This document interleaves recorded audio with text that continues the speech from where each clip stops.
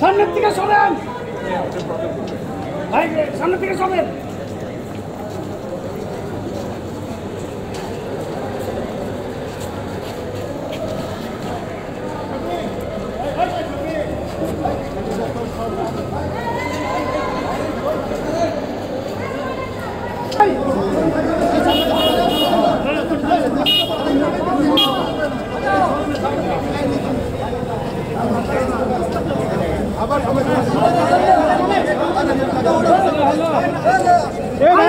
আরে ভাই, আপনি চাপেন না ভাই, আপনার সামনে কেন?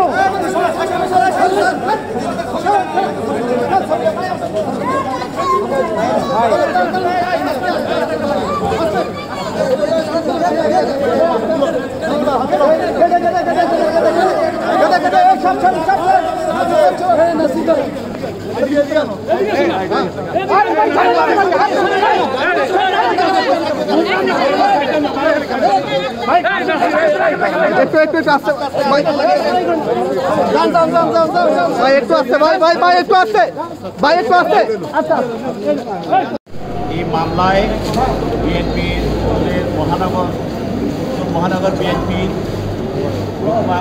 আহ্বায়ক জনাব সাইফুল ইসলাম লিটন এবং বিএনপির মহানগর দক্ষিণের আহ্বায়ক জনাব রবিউল আলম মজনু এবং আমাদের বিএনপি চেয়ারপারসন বেগম খালেদা জিয়ার বিশেষ সহকারী জনাব শামসুল ইসলাম সুমন, অ্যাডভোকেট শামসুল ইসলাম শামসুর রহমান শিমুল বিশ্বাস এবং সাবেক এমপি বিএনপির কোষাধ্যক্ষ এম রাশিদুজ্জামান মিল্লাদ সহ 7 জনকে এই মামলায় সাসপেক্টেড আসামি হিসাবে উপস্থাপন করা হয় এবং সঙ্গে সঙ্গে তাদের বিরুদ্ধে 10 দিনের রিমান্ড প্রার্থনা করা হয়।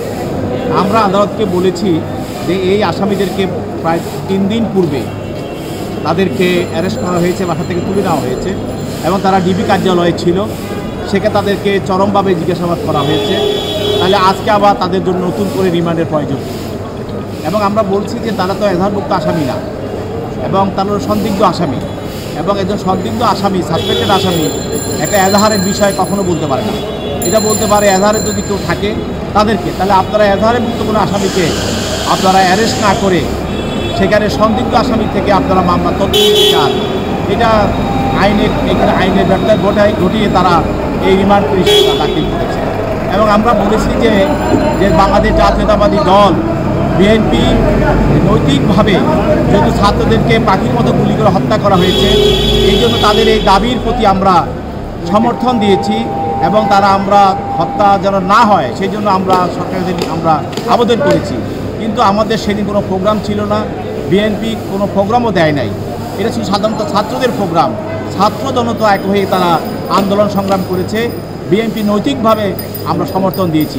কিন্তু দেখা গেল যে এখন বিএনপি নেতাদেরকে পাইকারি হারে তাদেরকে অ্যারেস্ট করে জনগণের দৃষ্টি বা বিশ্বের দৃষ্টি বিএনপির প্রতি দেখানোর জন্য সরকার মিথ্যা মামলা দিয়ে এবং এজাহারে নাম না দিয়ে সাসপেক্টেড হিসাবে সন্দেহমুক্ত আসামি হিসাবে তাদেরকে আজকে এই মামলা কোর্টে পাঠানো হচ্ছে। এবং আপনি এর আগে আরেকটি ধানমন্ডি ধারা মামলায়ও আমাদের ঢাকা কলেজের সাবেক বিএনপি নেতা নেওয়াজ আলীকেও নেওয়া হয়েছে, তার বিরুদ্ধে রিমান্ড চাওয়া হয়েছে এবং তাকেও 5 দিনের রিমান্ড দেওয়া হয়েছে। আদালত আমাদের জামিন আবেদন নামঞ্জুর করেছেন এবং তাদেরকে প্রত্যেককে তাদের বিরুদ্ধে 5 দিনের রিমান্ড মঞ্জুর করেছেন। এটা আমরা বলেছি এটা একটা অন্যায় রিমান্ড মঞ্জুর, তার কারণ তাদের বিরুদ্ধে এজাহারে বা ফরওয়ার্ডিংয়ে কোনো ধরনের কিছু বন্দনা নাই এবং তারা কিছু করেছে এমন কিছু এখানে নাই। অতএব এই আদালতের এই রিমান্ড আদেশটা সম্পূর্ণ বেআইনি এবং এটা আইনে ভঙ্গযোগ্য। এটা কোন থানার মামলা যে 5 দিনের বনানী থানা? এজাহারের নাম নেই, এজাহারের নাম আমি